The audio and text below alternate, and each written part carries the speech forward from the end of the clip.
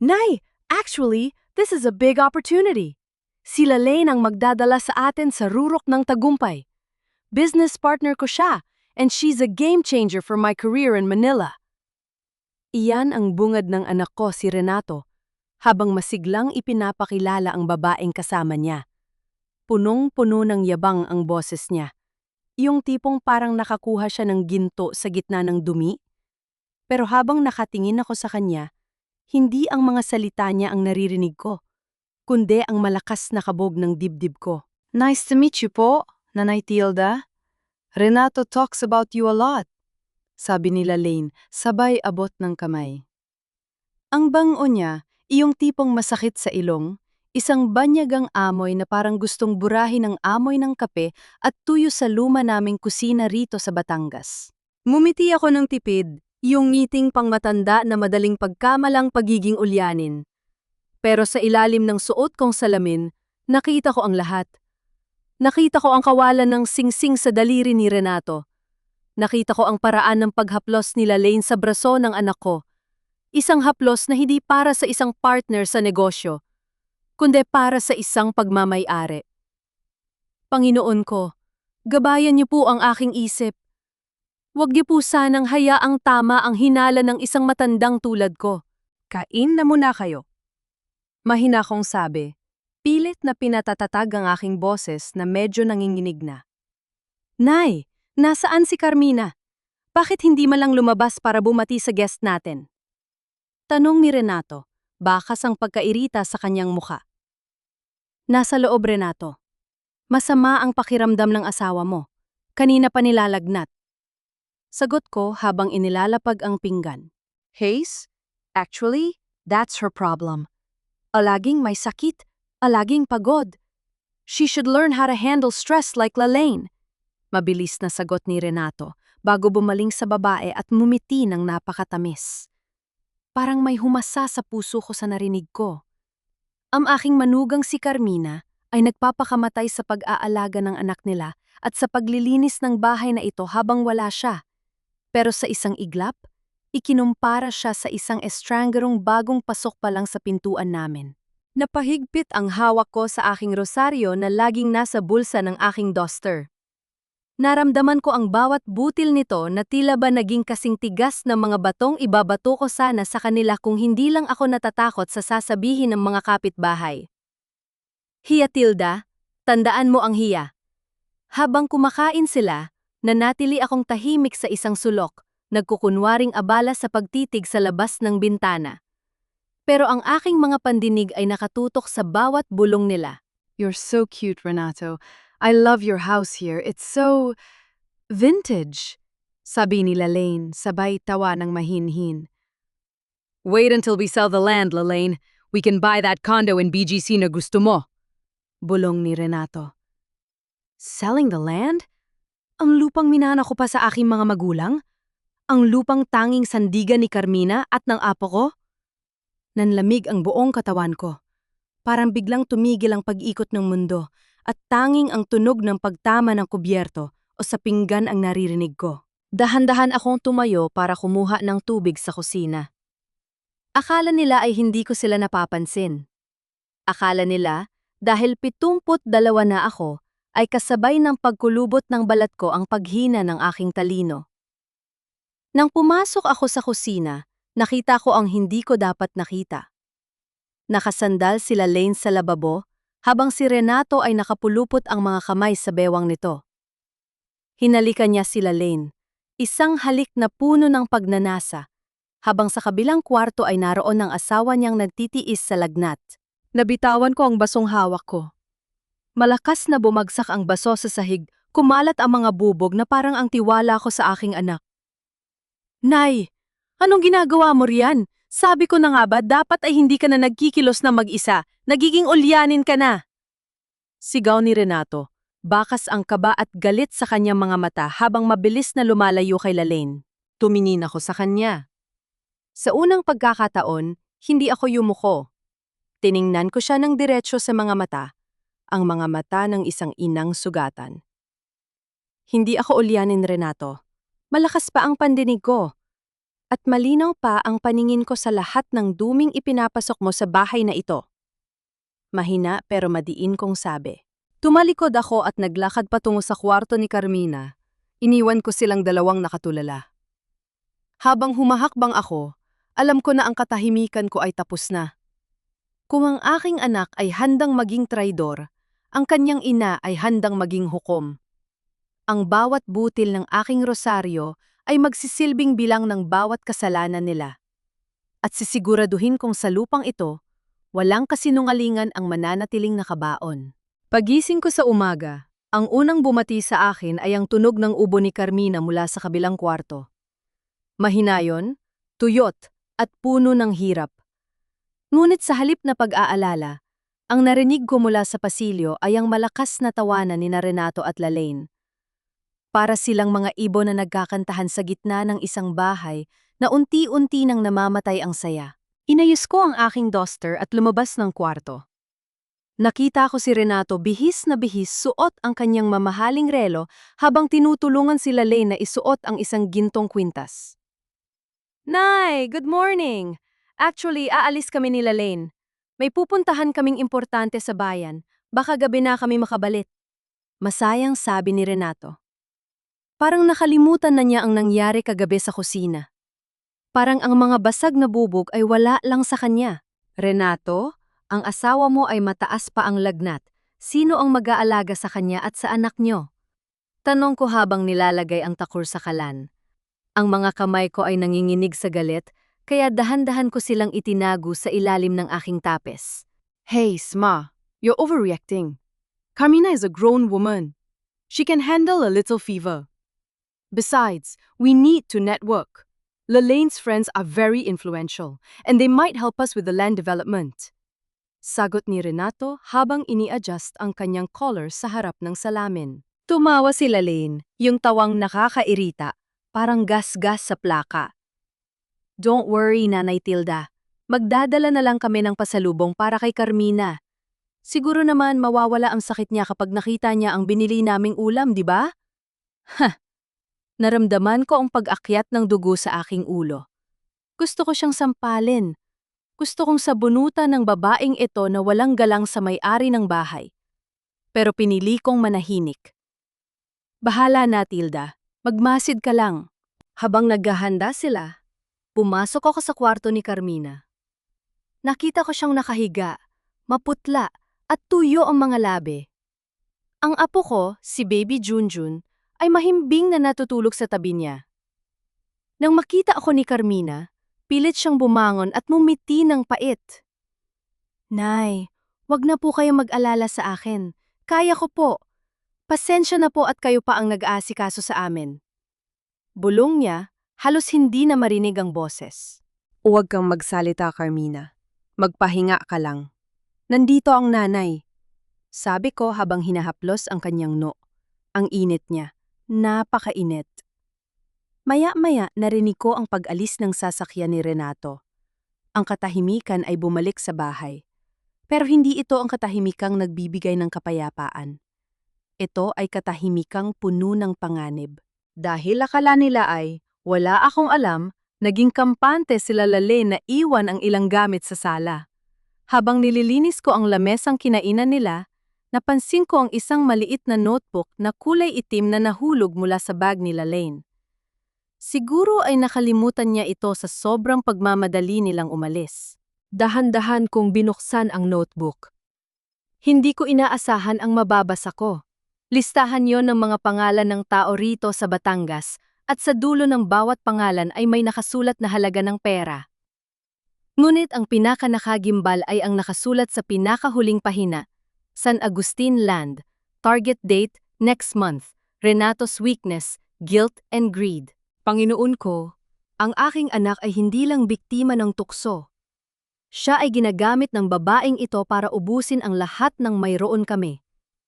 At ang mas masakit, mukhang pumapayag si Renato.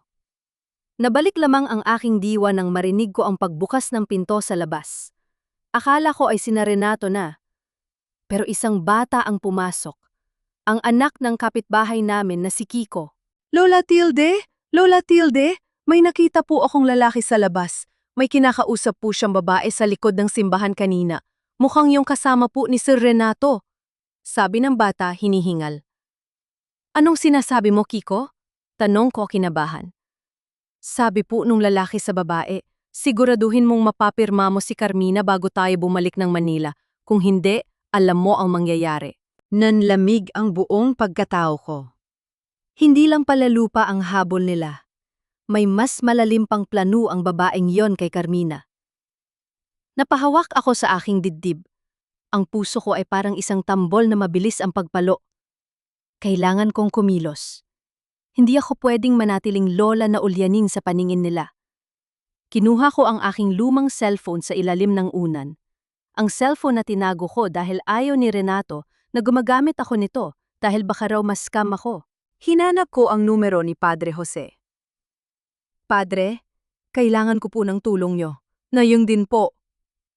Habang naghihintay ng sagot, tiningnan ko ang mahimbing na natutulog na si Carmina. Hindi ko hahayaang saktan nila ang pamilyang ito. Kung kailangang maging leyon ang isang matandang tupa, gagawin ko. Narinig ko muli ang sasakyan ni Renato na pumasok sa bakuran. Mukhang bumalik sila agad dahil may nakalimutan. Mabilis kong itinago ang itim na notebook sa loob ng aking duster. Pagpasok nila Lane, diretso siya sa sala, naghahanap. Nanay Tilde! Nakita mo ba yung notebook ko rito? Yung kulay black? Tanong niya, bakas ang tensyon sa kanyang boses. Tiningnan ko siya ng walang emosyon. Ang aking mukha ay parang isang blankong pader. Notebook? Wala akong nakitang notebook, Iya. Baka naiwan mo sa Manila? Nanlit ang mga mata nila Lane. Lumapit siya sa akin. Ang amoy ng kanyang perfume ay parang lason na sumasakal sa akin. Sigurado ka, matanda? Huwag kang magkakamali sa akin dahil kahit nanay ka pa ni Renato, kaya kitang itapon sa kalsada. Sa sandaling yon, hindi ako natakot. Sa halip, naramdaman ko ang isang kakaibang lakas. Ngumiti ako sa kanya. Iyong ngiting alam kong mas lalong magpapakaba sa kanya. Ang kalsada ay para sa mga taong walang tahanan, Lane.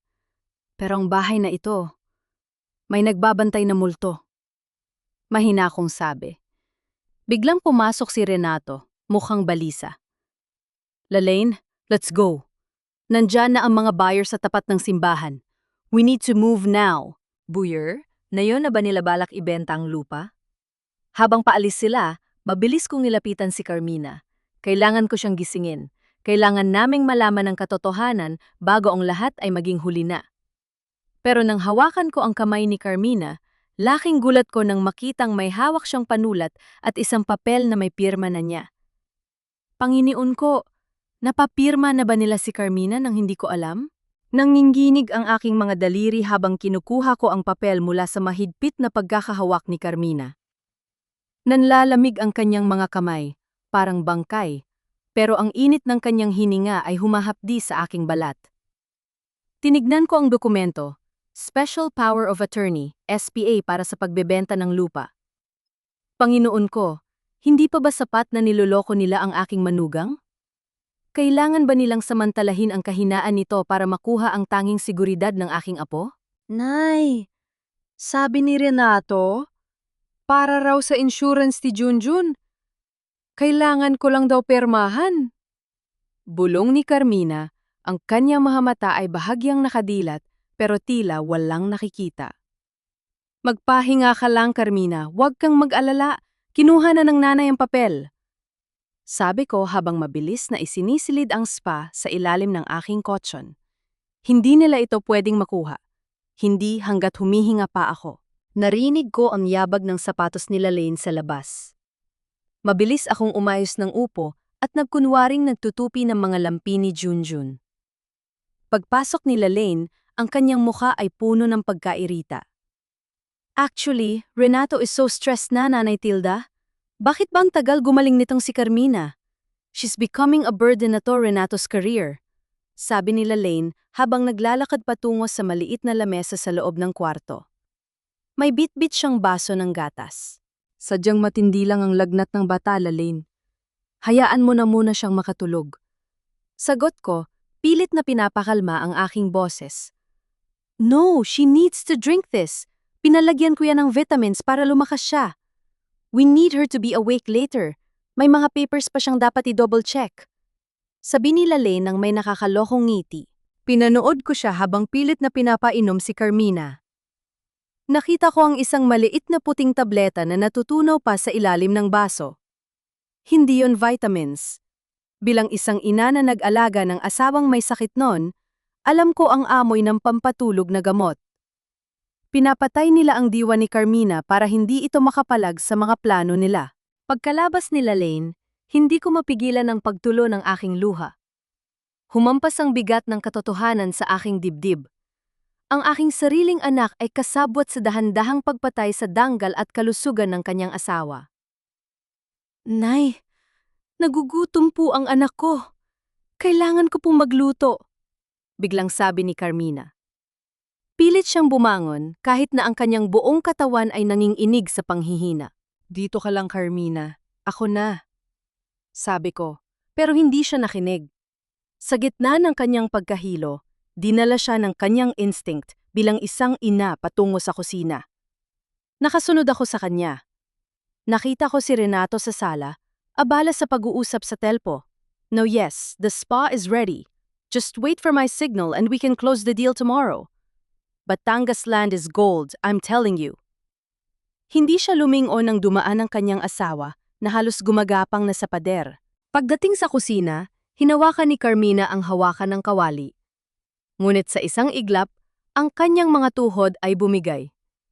Ang tunog ng pagbagsak ng kanyang katawan sa malamig na semento ng kusina ay tila ba isang kampana na nagbabadya ng kamatayan.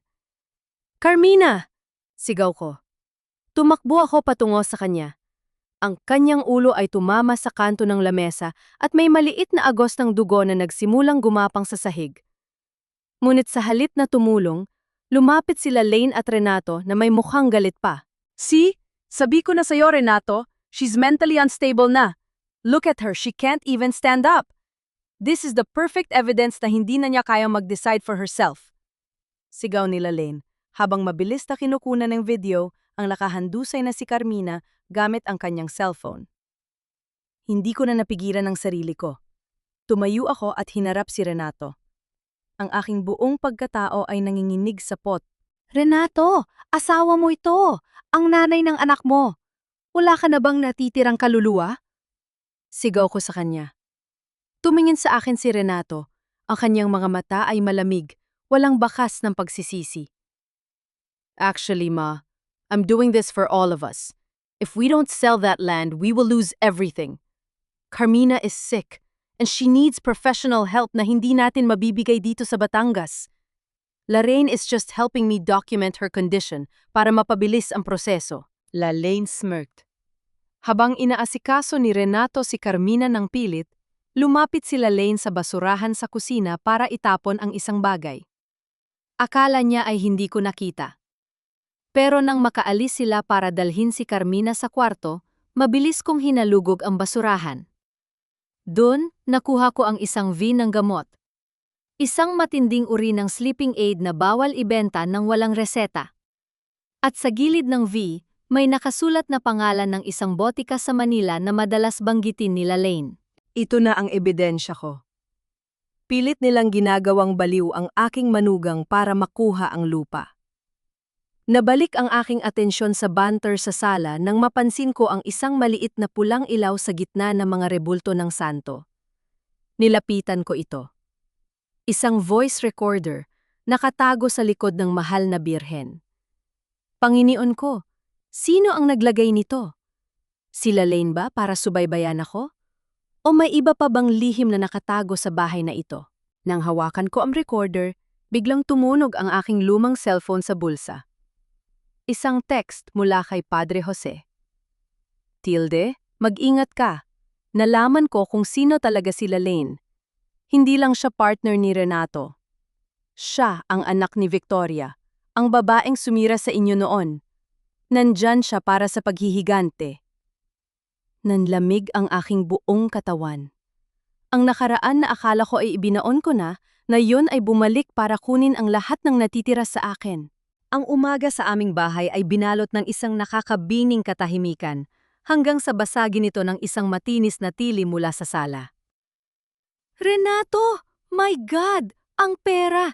Nawawala ang investment money na nasa bag ko. Sigaw nila Lane. Mabilis na lumabas si Renato mula sa banyo, basa pa ang buhok at tila natatarantang lumapit sa kinalalagyan ng babae. Ano? Lane? Baka naman misplace mo lang? Safe ang bahay na ito. Kami-kami lang ang nandito. Actually, Renato, I was so sure na nilagay ko yun sa side pocket. 500,000 pesos yun. Cash, para yun sa down payment ng mga equipment natin. Hysterical na sila Lane, pabalik-balik ang lakad habang hinahawi ang kanyang buhok. Nasa may pinto ako ng kwarto ni Carmina, nakamasid. Nakita ko si Carmina na pilit bumabangon, hawak ang kanyang ulo na may benda pa mula sa pagkakauntog kagabi. Maputla pa rin siya at halatang lito sa mga nangyayari dahil sa talab ng pampatulog na pinainom sa kanya. Anong gulo yan? Mahinang tanong ni Carmina habang sumasandal sa hamba ng pinto. Lumingon sila Lane sa kanya. Ang mga mata nito ay nanlilisik. Ikaw! Ikaw lang naman ang lumabas-masok sa sala kaninang madaling araw, di ba? I saw you. Akala ko, kukuha ka lang ng tubig, pero bakit panay ang sulyap mo sa bag ko? Ano?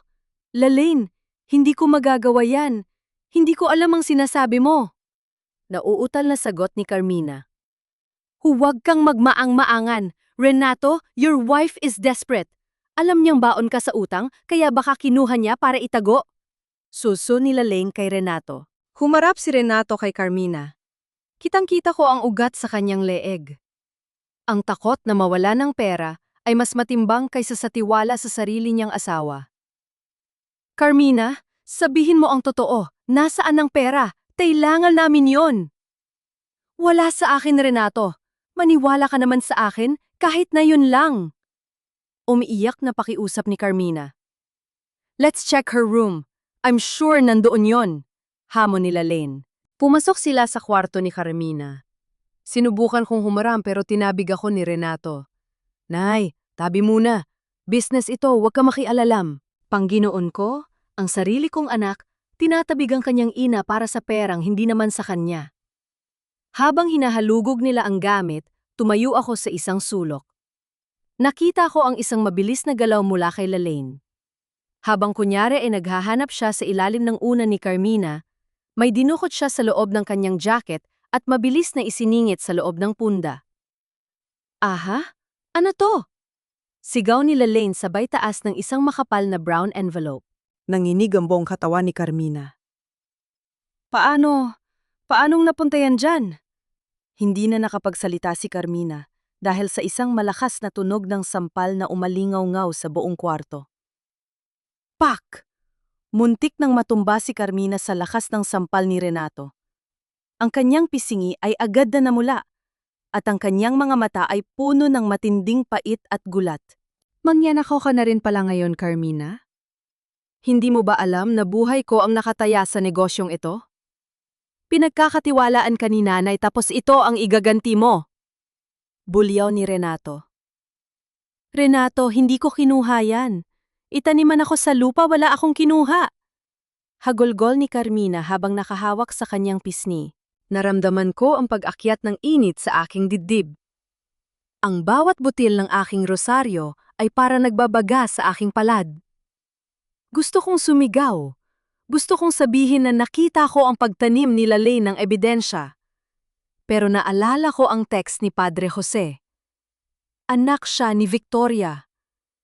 Ang babaeng sumira sa aking pagsasama nun, ngayon ay ang kanyang anak naman ang sumisira sa pamilya ng aking anak. Isang mapait na alaala ang bumalik sa akin. Si Victoria, noong kabataan namin ay ganito ring katuso. Palaging nagkukunwaring biktima habang dahan-dahang kinukuha ang lahat sa akin. At ngayon, narito ang kanyang anak.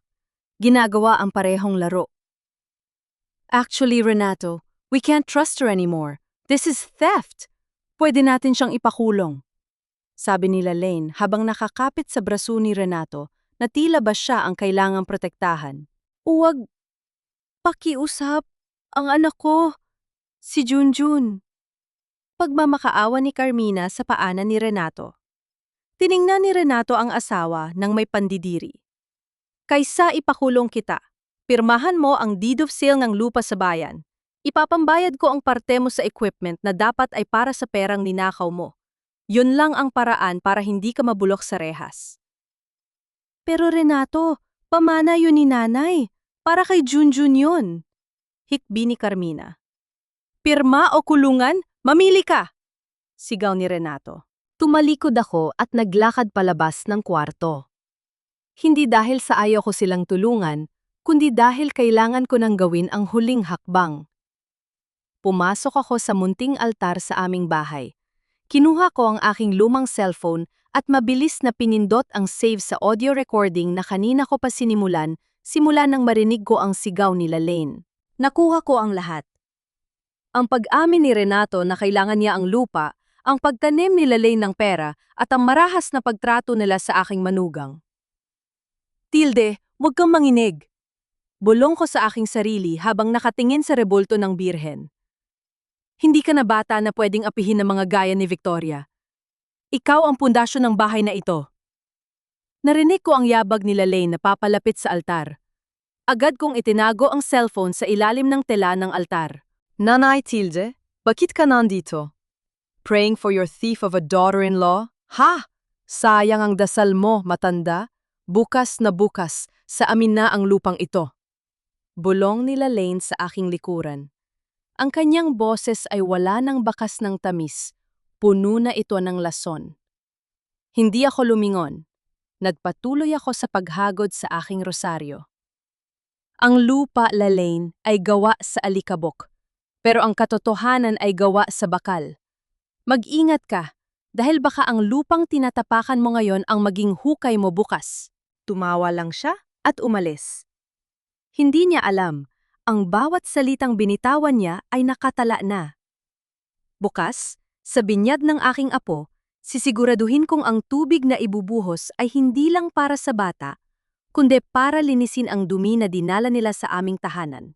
Ang sikat ng araw sa Batangas ay hindi sapat upang tunawin ang ginaw na nararamdaman ko sa aking mga buto.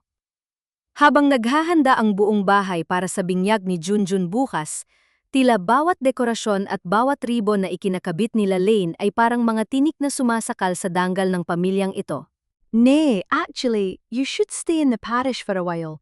Basically, magulo rito sa bahay because of the preparations. Baka mas lalo lang kayong ma-stress at maging ulyanin, sabi ni Renato habang nag-aayos ng kanyang mamahaling kurbata sa harap ng salamin.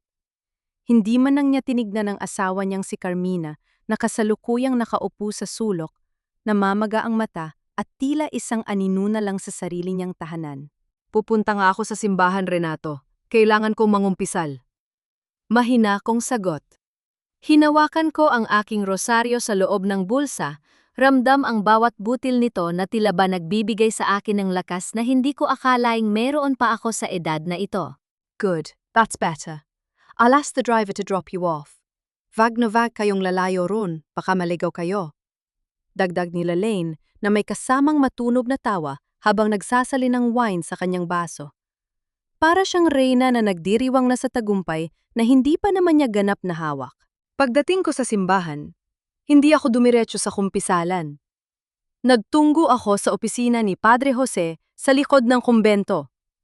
Ang amoy ng lumang papel at insenso ay tila yumakap sa akin, isang pamilyar na kalinga sa gitna ng aking pag-iisa.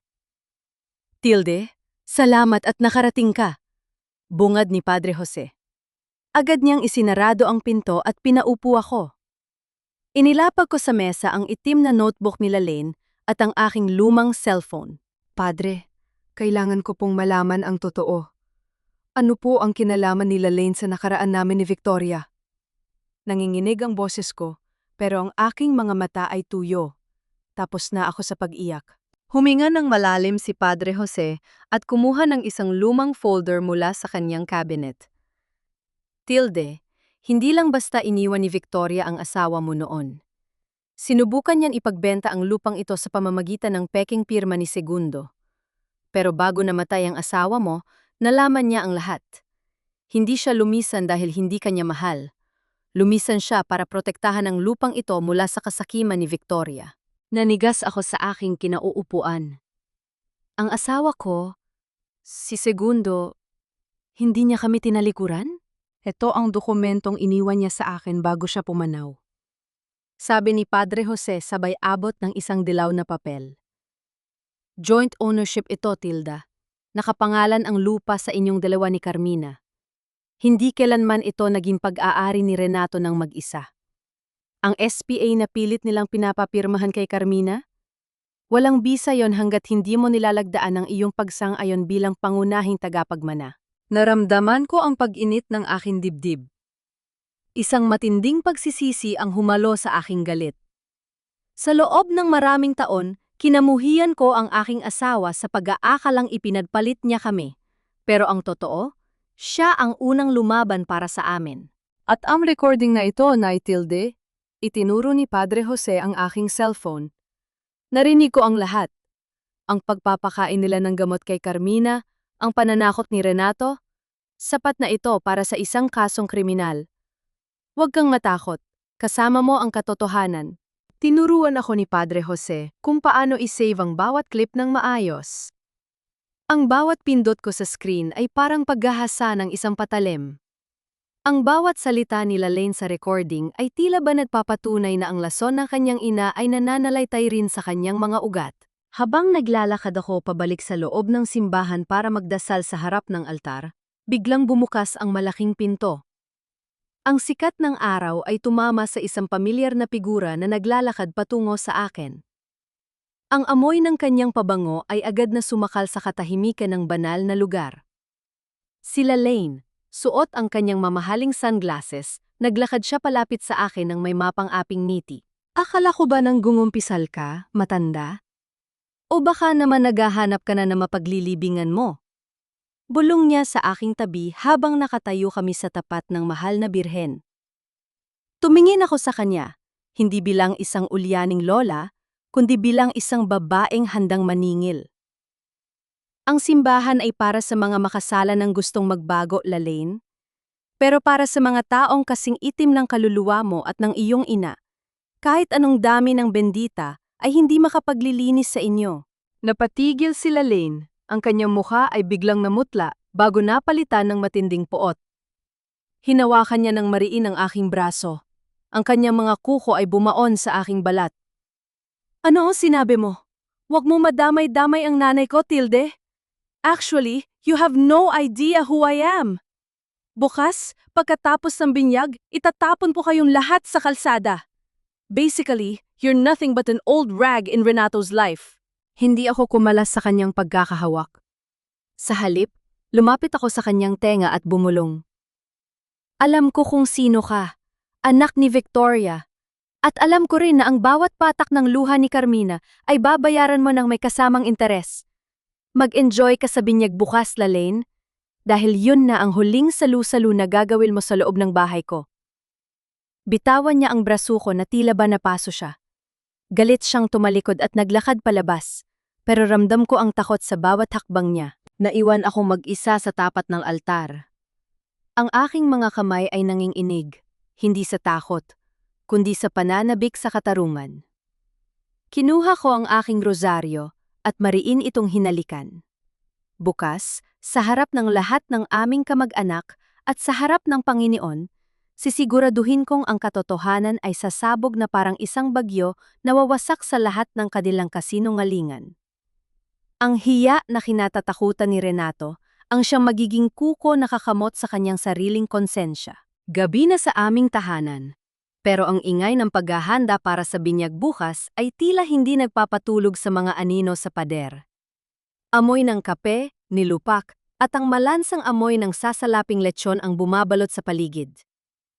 Ang mga kamag-anak namin mula sa Karatig Bayan ay nagsisimula ng dumating at si Renato, suot ang kanyang maskara ng tagumpay, ay abala sa pag-aasika sa kanila. Nay, matulog na kayo. Actually, basically, mapapagod lang kayo rito sa labas. Sabi ni Renato habang binibigyan ako ng isang pilit na ngiti. Ngunit ang kanyang mga mata ay pabalik-balik sa pintuan ng silid kung nasaan sila Lane. Nagkunwari akong tumango, Ang aking mga balikat ay sadyang ibinagsak para magmukhang pagod at ulyanin. Sige, Renato. Itatabi ko lang ang aking rosaryo. Mahina akong sagot. Pumasok ako sa aking silid. Ngunit hindi ako nahiga. Ang silid ko ay katabi lang ng opisina ni Renato, at ang dingding na gawa sa lumang kahoy ay sadyang may mga puwang na naging saksi sa maraming lihim ng pamilyang ito. Nakarinig ako ng malakas na pagsara ng pinto sa kabila.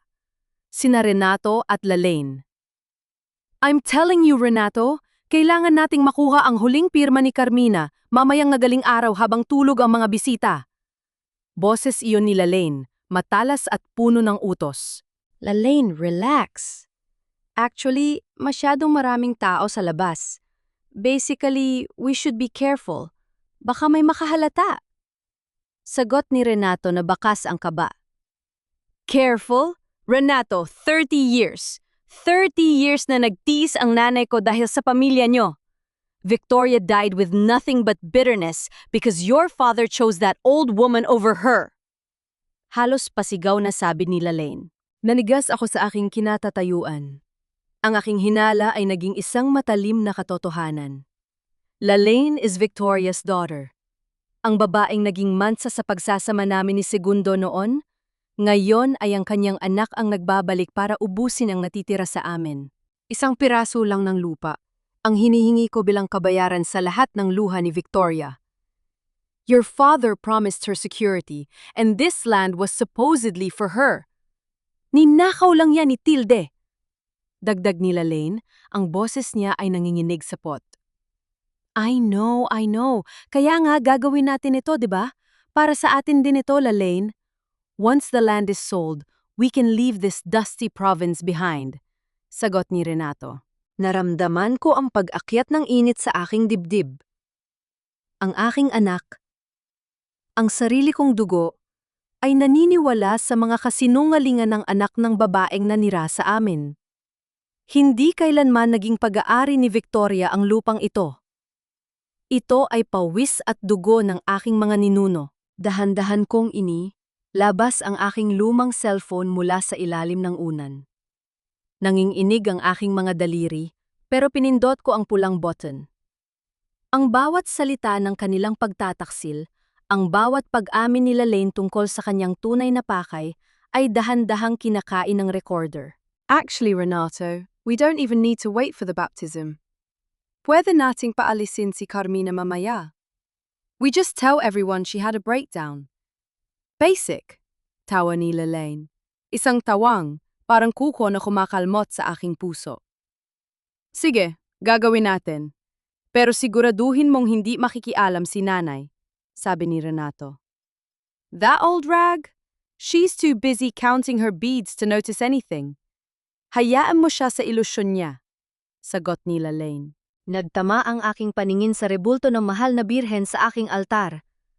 Ang ilusyon na sinasabi niya ang siyang magiging realidad na tatapos sa kanila.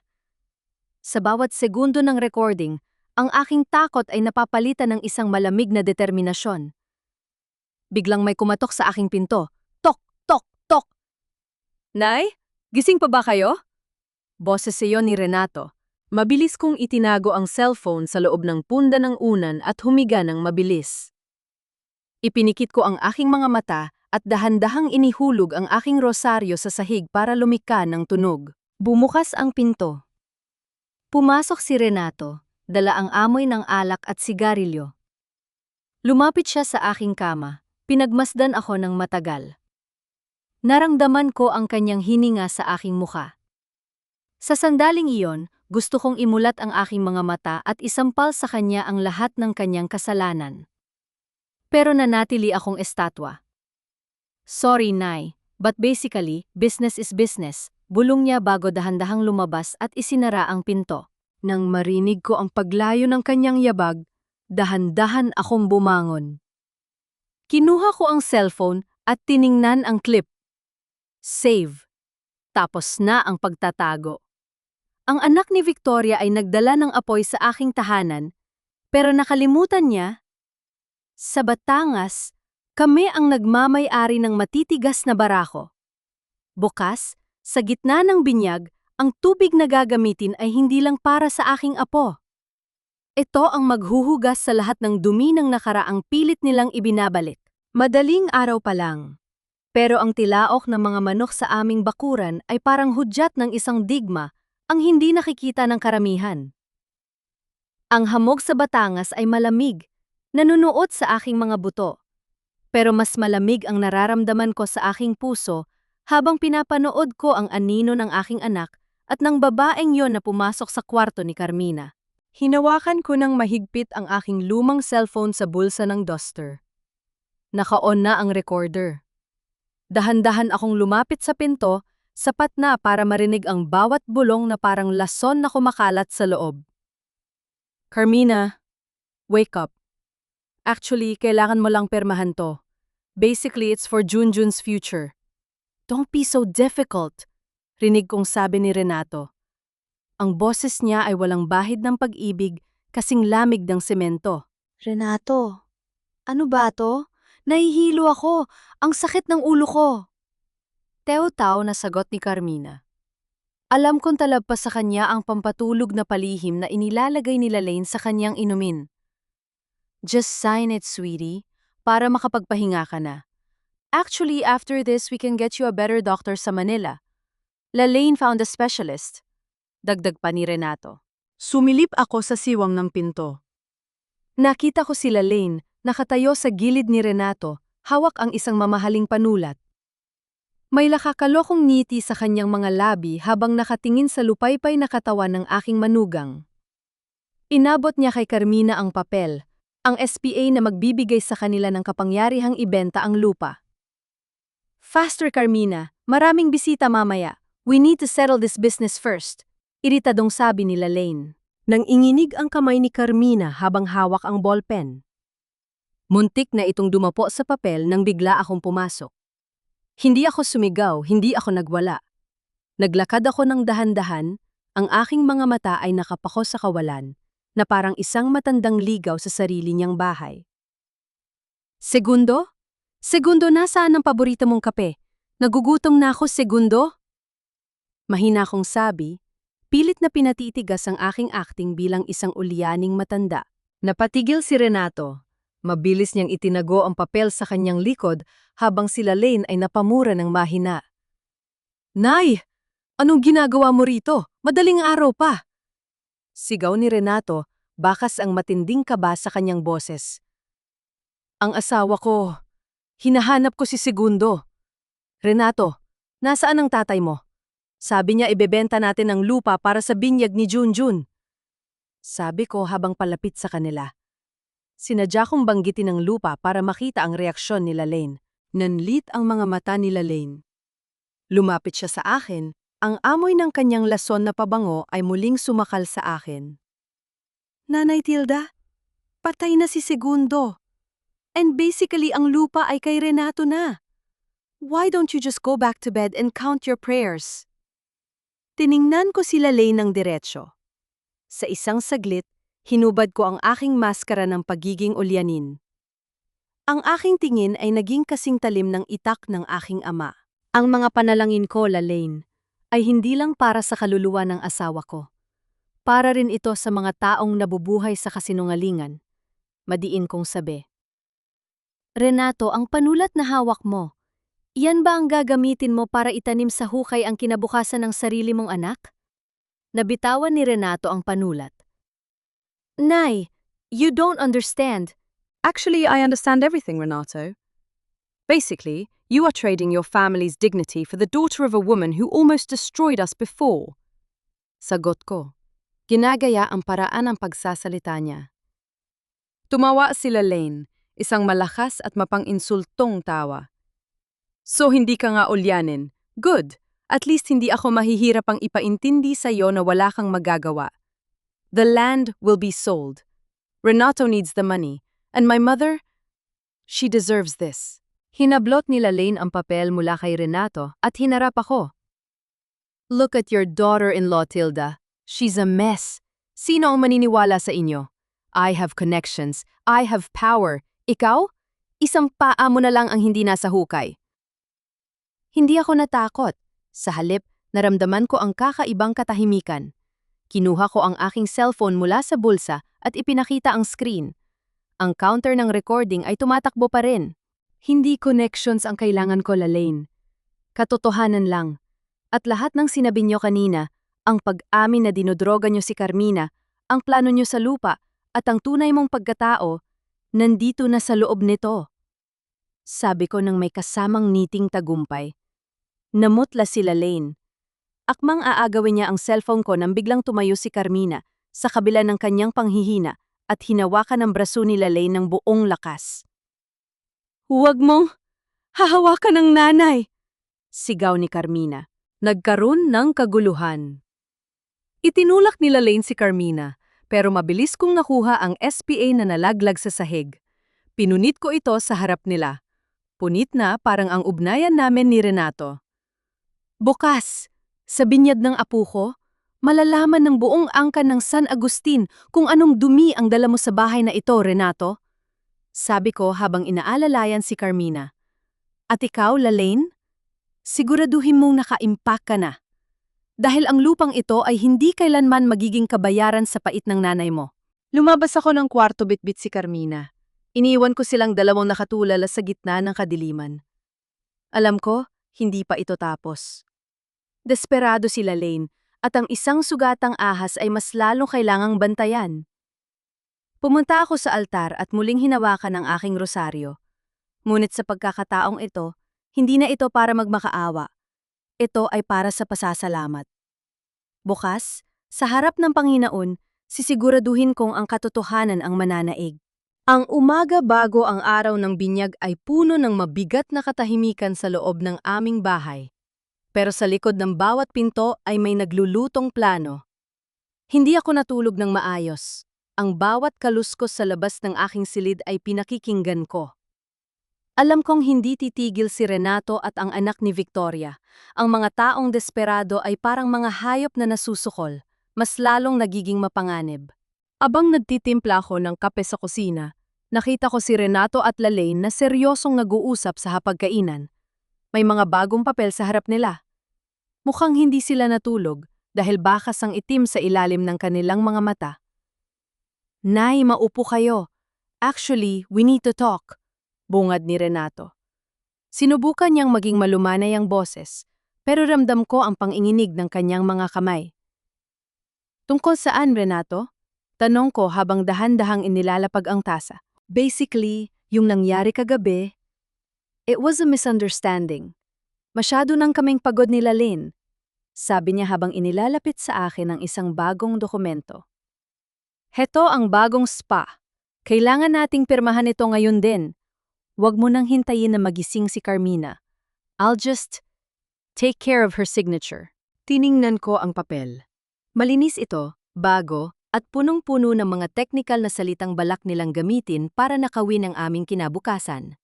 Pero ang mas nakakapanginig ng laman ay ang hawak ni Lalaine, isang lumang dokumento ni Carmina kung saan pilit niyang ginagaya ang pirma ng aking manugang sa isang pirasong scratch paper. Forger. Tulad ng kanyang ina na si Victoria, marunong siyang gumawa ng sariling katotohanan sa pamamagitan ng panulat. Renato, ang paggaya sa pirma ay isang krimen. Mahina kong sabi. Nay, stop being so dramatic! Sigaw ni Lalaine sabay hampas sa lamesa. Actually, we don't have time for your moral lessons. Bukas na ang binyag at kailangan namin maipakita sa buyer ang pirmadong dokumento para makuha ang advance payment. Basically, you have no choice. Lumapit si Lalaine sa akin. Ang kanyang mukha ay punong-puno ng pagkamuhi. Ibigay mo ang cellphone mo, Tilde. Alam kong nandoon ang recording. Kapag hindi mo binigay, sisiguraduhin kong hindi makakarating si Carmina sa simbahan bukas. You want your grandson to be baptized without a mother? Try me. Naramdaman ko ang pagakyat ng dugo sa aking mukha. Ang banta niya sa aking manugang ang huling pako na bumaon sa aking pasensya. Ngunit imbes na sumigaw, binalikan ko ang aking maskara. Inayos ko ang aking salamin at dahan-dahang kinuha ang bote ng tinta na nasa tabi ng mga papel, ang tintang gagamitin sana nila sa panloloko. Renato, lumalabo na ang paningin ko. Nasaan ba yung pipirmahan? Sabi ko, Pilit na pinatatalbog ang aking boses na parang isang matandang nalilito. Dito, Nay! Dito sa line na to! Mabilis na turo ni Renato, ang kanyang mga mata ay nagniningning sa pag-asang bibigay na ako. Dahan-dahan kong iniangat ang bote ng tinta. Mumiti ako kay Lalaine, isang niting ulyanin pero puno ng lason. Sa isang mabilis at sadyang pagkakamali, nabitawan ko ang bote. Ang itim na likido ay kumalat sa buong lamesa. Nilamon nito ang bagong spa, ang mga peking pirma ni Lalaine at maging ang mamahaling tela ng damit ni Lalaine. Ang puting papel ay naging kasing itim ng kanilang mga budi sa loob ng ilang segundo. Ay, Panginoon ko! Ang lampa ko na talaga! Renato, pasensya ka na, nadulas ang kamay ng nanay. Hiyaw ko, habang kunyari ay pilit na pinupunasan ang tinta gamit ang aking tapes, pero ang totoo ay mas lalo ko pang ikinakalat ang dumi sa dokumento. No! You old hag! What did you do? Tili ni Lalaine habang pilit na inililigtas ang kanyang damit. Mabilis na tumayo si Renato. Ang kanyang mukha ay namumula sa galit. Nay, alam kong sinadya mo yan? Actually, you're not as smart as you think. Bukas ng binyag, Renato. Sabi ko habang tumatayo ng tuwid, wala ng bakas ng paggalito. Ang lupa ay hindi mapipirmahan ng tinta ng kasinungalingan. Maghanda ka na lang para sa sakramento ng iyong anak. Dahil iyon ang huling pagkakataon na makikita mo ang paggalang ng mga tao rito sa Batangas. Iniwan ko silang naglilinis ng dumi sa kusina. Abang naglalakad ako patungo sa kwarto ni Carmina, naramdaman ko ang panunuyo ng aking lalamunan. Alam ko sa ginawa ko? Sinunog ko na ang lahat ng tulay sa pagitan namin ni Renato. Pumasok ako sa kwarto at nakita ko si Carmina nagising na, nakaupo sa tabi ni Junjun. Nakita niya ang lahat sa siwang ng pinto. Nay, bakit niyo po ginagawa ito? Pwede naman po tayong umalis na lang. Bulong ni Carmina. Hindi tayo ang aalis sa bahay na ito, Carmina. Sagot ko habang hinahaplos ang kanyang buhok. Ang pamilyang San Agustin ay may utang sa iyo. At bukas, sa tapat ng altar, sisingilin natin sila ng buo. Biglang tumunog ang telepono ni Renato sa labas. Narinig ko ang kanyang boses, puno ng desperasyon. Yes, the baptism is still on. Tomorrow at 10 a.m. Don't worry, I'll have the papers ready by then. Basically, everything is under control. Ibinaba ni Renato ang telpono at muling sumigaw sa kusina. Lalaine, get the laptop! Magprint tayo ng bago. Hindi ako papayag na matalo ng isang matandang ulyanin.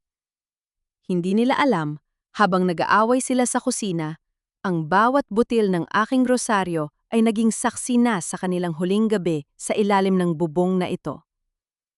Ang binyag bukas ay hindi lang para sa bata. Ito ay magiging isang paghuhukom na hindi nila kailanman malilimutan. Madaling araw pa lamang ng araw ng binyag. Ngunit ang amoy ng lason at kasakiman ay mas matapang pa sa barakong kape na tinitimpla ko sa kusina. Ang buong bahay ay parang isang pugad ng mga bubuyog na nagkakagulo. Maririnig ang kalansing ng mga plato, ang sigaw ni Lalaine sa mga catering staff, at ang pabalik-balik na yabag ni Renato sa sala. Actually, I want the flowers to be more elegant. Basically, this is a San Agustin event. Hindi ito basta binyag lang sa kanto. Boses iyon ni Lalaine, umaalingaw-ngaw hanggang sa dulo ng pasilyo. Inayos ko ang aking buhok sa harap ng lumang salamin. Nakita ko ang aking sarili, isa't babaeng 72 taon nang humihinga sa mundong ito. Marami na akong nakitang dumi, pero ang duming dala ng anak ni Victoria ay kakaiba. Napansin ko ang suot niya nang lumabas ako ng kwarto. Nakasuot siya ng pulang terno at ang mas nagpakulo ng dugo ko, suot niya ang gintong hikaw na pamanang alahas ng aking ina na itinago ko sa aking jewelry box. Ninakawan niya ang isang matandang akala niya ay tulog ang diwa. Nay, handa na ba kayo? Actually, don't forget the documents we printed last night. Basically, we need to sign them right after the church service. Sabi ni Renato habang nagmamadaling ayusin ang kanyang cufflink. Hindi siya makatingin ng diretso sa akin. Alam niya ang ginagawa niya, pero pinipili niyang maging bulag sa ngalan ng pera. Handa na ang lahat, Renato. Ang lahat ay nakaplano na.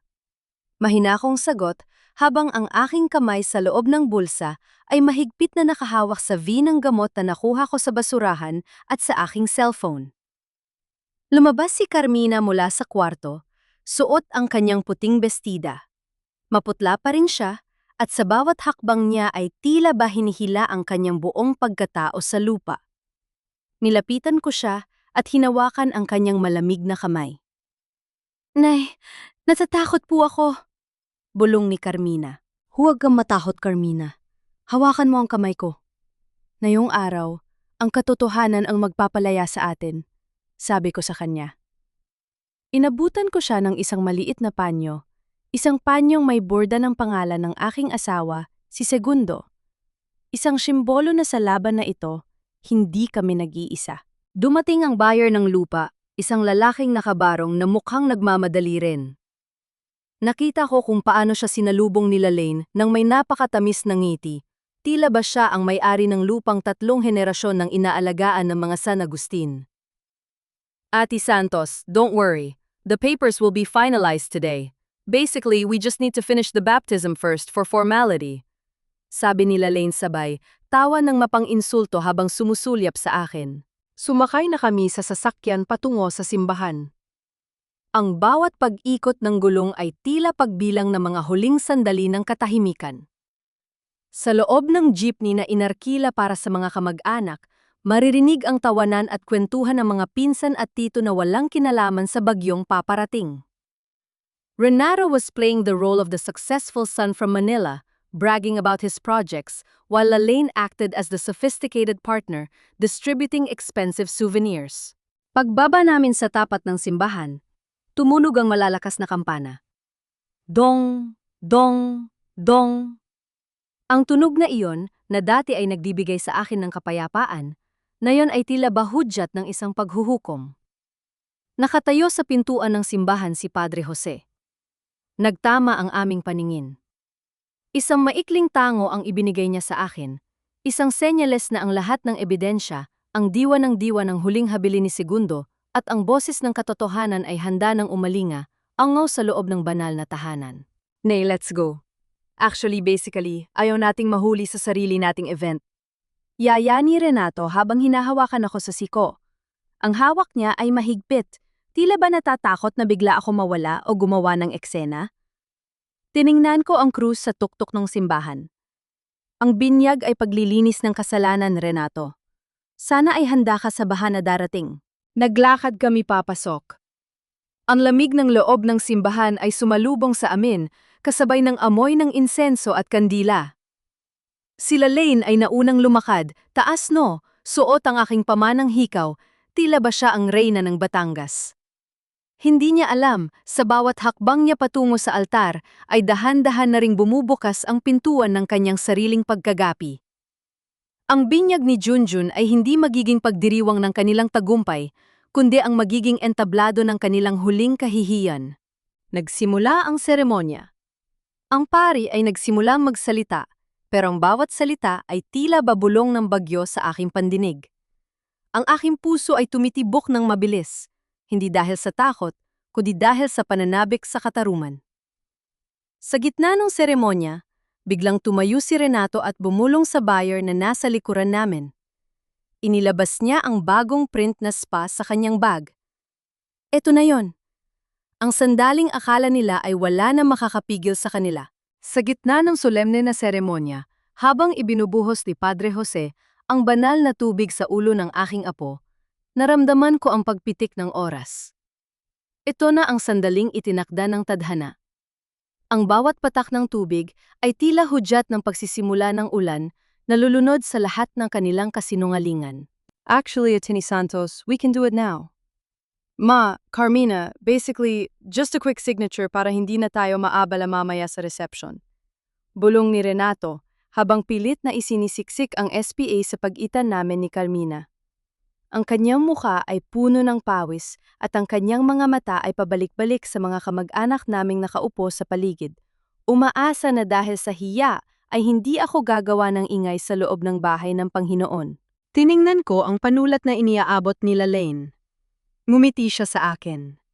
Isang ngiti ng tagumpay na akala niya ay abot kamay na niya. Suot pa rin niya ang hikaw ng aking ina, kumikinang ito sa ilalim ng ilaw ng simbahan. Isang pambabastos sa alaala ng mga San Agustin. Dahan-dahan akong tumayo. Hindi ako pumirma. Sa halip, humarap ako sa lahat ng aming mga kamag-anak, sa mga tito, tita, at pinsan na tahimik na nagmamasid.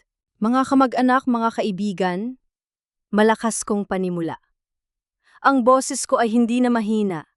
Umalingaw-ngaw ito sa bawat sulok ng katedral, bumasag sa katahimikan ng sakramento. Nay, what are you doing? Actually, basically, maupo kayo. Nakakahiya! Pigal ni Renato. Ang kanyang mukha ay naging kasing pula ng terno ni Lalaine. Ang binyag ay para sa pagtanggap ng katotohanan at paglilinis ng kaluluwa, Renato. Sabi ko habang tinititigan siya ng diretso sa mata. At ngayong araw, hindi lang ang apo ko ang bibinyagan din natin ang bahay na ito ng katotohanan. Inilabas ko mula sa aking bulsa ang itim na notebook ni Lalaine at ang aking cellphone. Itinaas ko ito para makita ng lahat. Atuya Santos, bago niyo bilhin ang lupang ito, baka gusto niyo munang malaman na ang pirma ng manugang ko na nasa dokumento niyo ay bunga ng panlilinlang. Lalaine, nasaan ang veil ng pampatulog na palihim mong inihahalo sa gatas ni Carmina para mawala siya sa sariling wisyo? What? That's a lie. You old hag, ulyanin ka na talaga. Tili ni Lalaine. Nakalimutan niya nga sa loob siya ng simbahan. Ang kanyang sopistikadong maskara ay biglang natanggal. Pinalitan ng mukha ng isang desperadong babae. Ulyanin? Numiti ako ng ngapait. Pinindot ko ang play sa aking cellphone.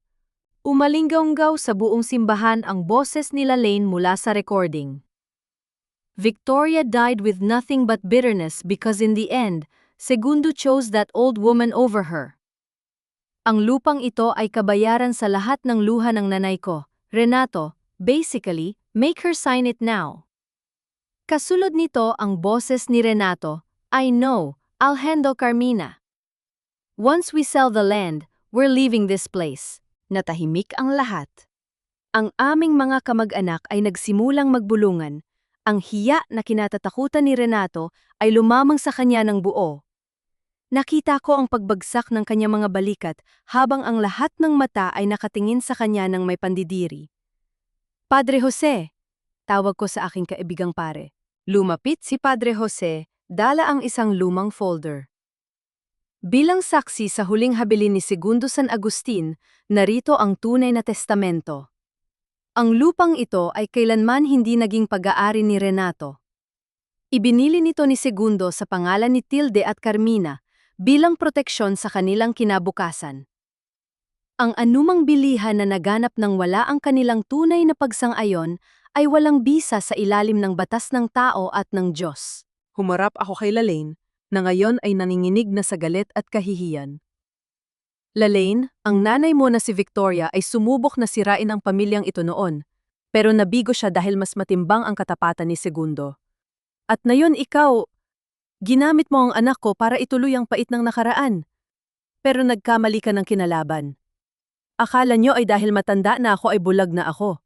Pero sa katandaan ko, mas natutunan kong makita ang dumi kahit nakatago pa ito sa ilalim ng mamahaling pabango.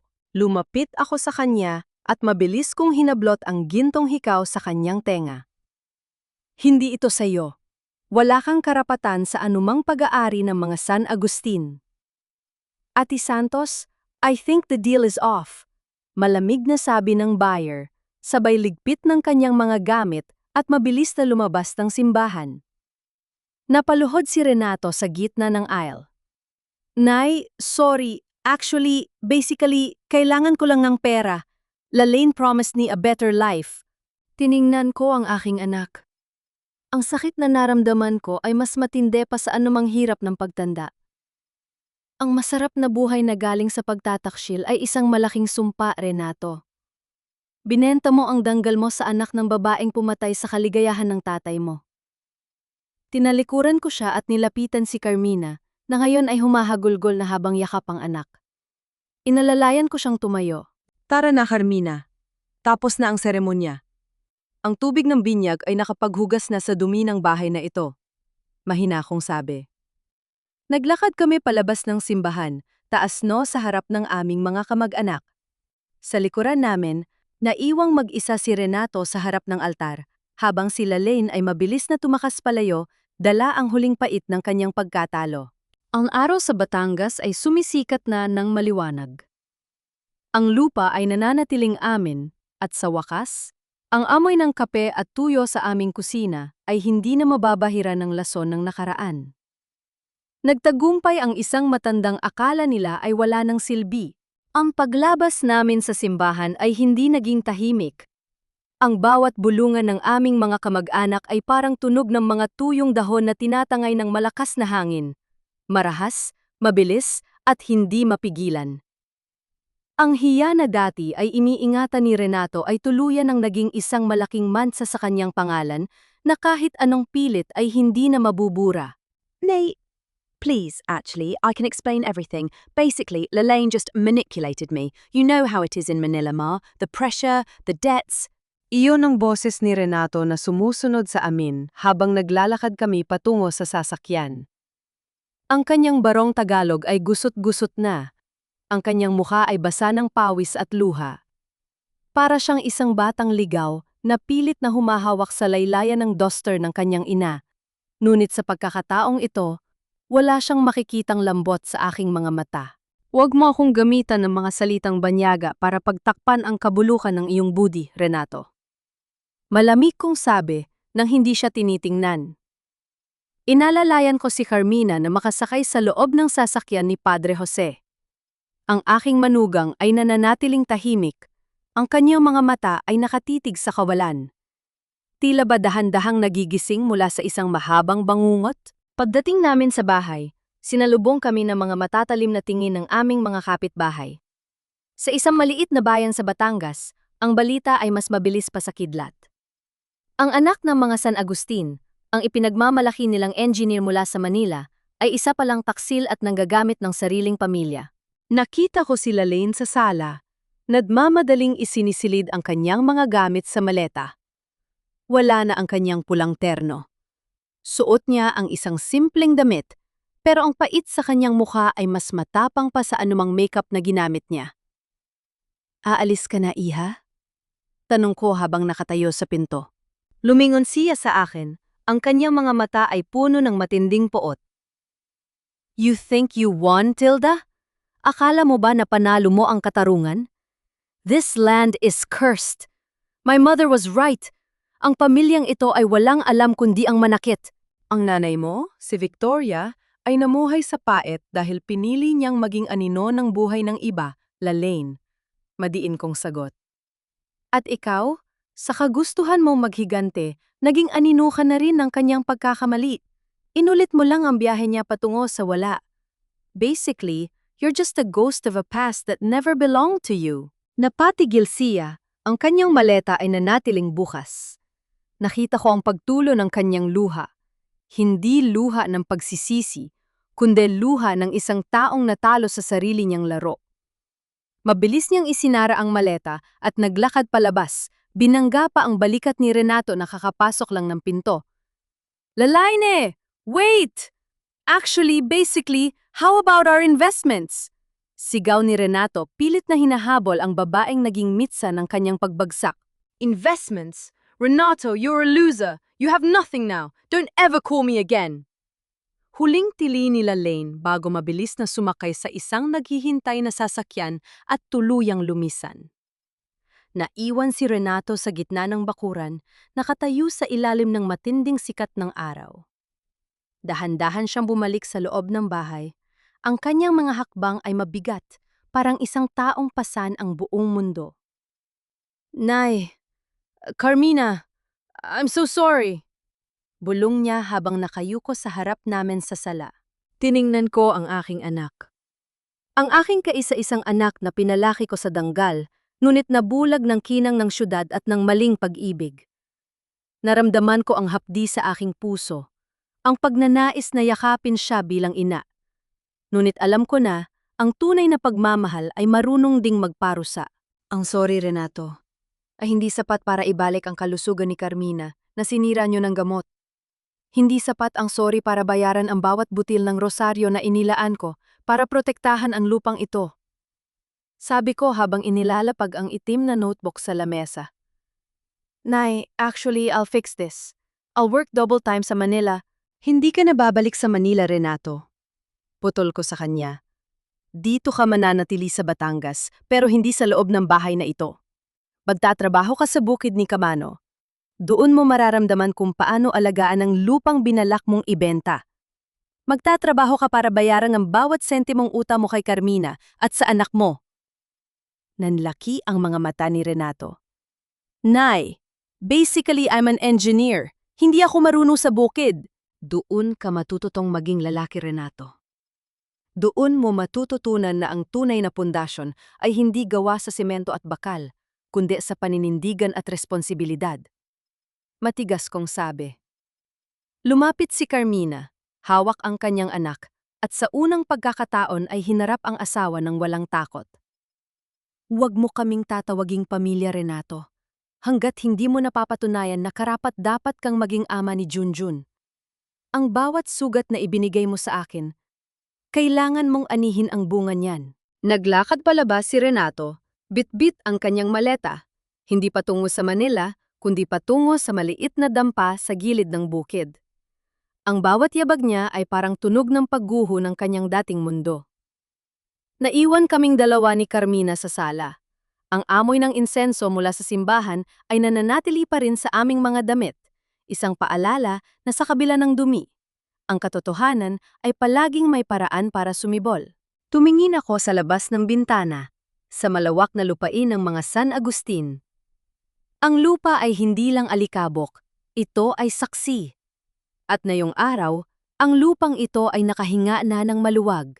6 na buwan ang mabilis na lumipas, at ang simoy ng hangin sa aming bayan sa Batangas ay tila ba naging mas presko, mas malinis, at mas puno ng pag-asa? Wala na ang mabigat na amoy ng lason at pagtataksil na dating sumasakal sa bawat sulok ng aming tahanan.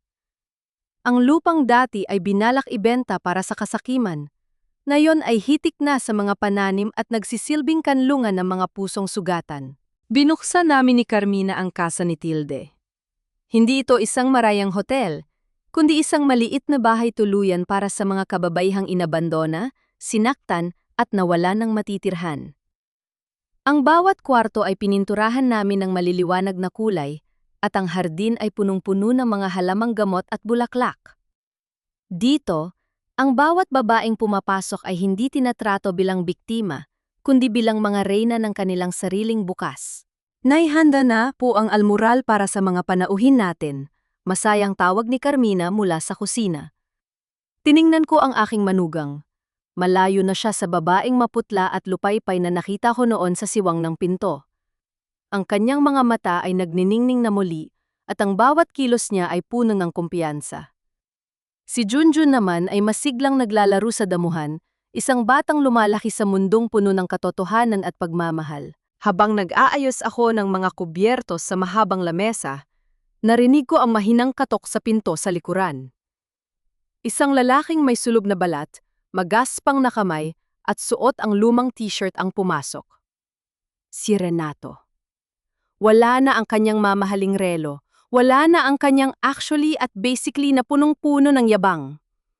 Inilapag niya ang isang basket ng mga sariwang barako na kape at ilang tumpok ng sitaw na aning galing sa bukid ni Camano. Nay, heto po ang parte niyo sa ani ngayong linggo. Ibinigay ko na rin po kay Carmina ang pambayad para sa matrikula ni Junjun sa susunod na buwan. Mahinang sabi ni Renato, ang kanyang boses ay puno ng pagpapakumbaba. Tinitigan ko ang aking anak. Nakikita ko sa kanyang mga mata ang pagod, pero nakikita ko rin ang unti-unting pagbabalik ng kanyang kaluluwa. Ang pagtatrabaho sa ilalim ng matinding sikat ng araw ang nagturo sa kanya na ang tunay na yaman ay hindi nakukuha sa mabilisang paraan, kundi pinaghihirapan ng bawat butil ng pawis. Salamat, Renato. Mag-almusal ka na muna bago ka bumalik sa bukid. Sabi ko habang iniabot sa kanya ang isang tasa ng kape.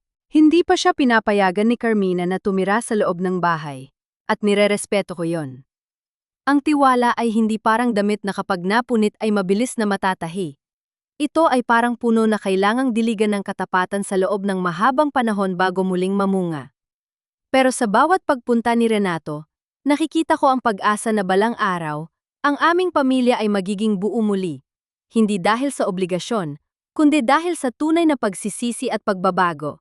Pag-alis ni Renato, pumunta ako sa aking paboritong sulok sa altar. Hinawakan ko ang aking rosaryo.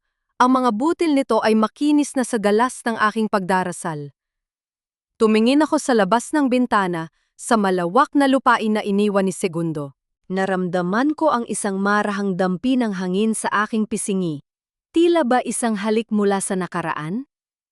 Alam ko na kahit 7-2 taon na ako, hindi pa tapos ang aking misyon.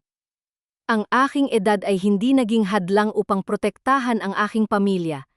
Ito ang naging sandata ko upang makita ang mga bagay na pilit itinago ng mga mas bata sa akin. Napatunayan ko na ang isang matandang akala nila ay ulyanin at walang silbi, ang siya palang magiging pundasyon ng isang bagong simula. Ang hiya na dating kinatakutan namin ay napalitan na ng dangal. Isang bagong umaga na naman sa Batangas. Ang sikat ng araw ay tumatama sa kasa ni Tilde, at habang naririnig ko ang tawanan ni Carmina at ng mga babaeng tinutulungan namin, alam ko na sa wakas, ang aming kasaysayan ay hindi na isusulat sa tinta ng kasinungalingan, kundi sa dugo at pawis ng katotohanan. Ang lupang ito ay mananatiling saksi na ang pag-ibig ng ina ay walang katapusan, at ang katarungan gaano man katagal ay palaging may paraan para sumibol. Sa bawat patak ng luha at bawat butil ng rosaryo na hinawakan ni Nanay Tilde, muli nating napatunayan na ang katotohanan ay hindi kailanman mababaon sa limot. Ang kwento ng pamilya San Agustin ay isang salamin ng ating sariling mga buhay, na sa gitna ng pagtataksil ng sarili nating dugo at ng panganib na dala ng nakaraan, ang tibay ng loob at pananalig sa may kapal ang magsisilbing ating tanging tanggulan. Mga mahal kong tagapakinig, maraming salamat sa inyong walang sawang pagsama sa mahabang biyahe ni Tilde at Carmina. Ramdam ko ang inyong galit kay Renato at ang inyong pagnanais na magtagumpay ang katarungan.